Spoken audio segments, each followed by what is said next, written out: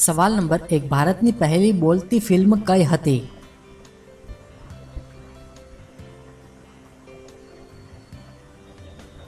જવાબ છે આલમ આરા.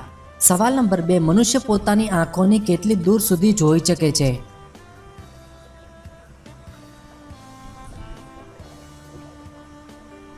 જવાબ છે 20 કિલોમીટર દૂર સુધી.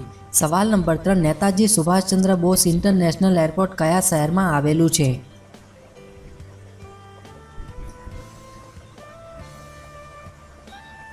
જવાબ છે કલકત્તા શહેરમાં. સવાલ નંબર 4, સીસીટીવીનું પૂરું નામ શું થાય છે?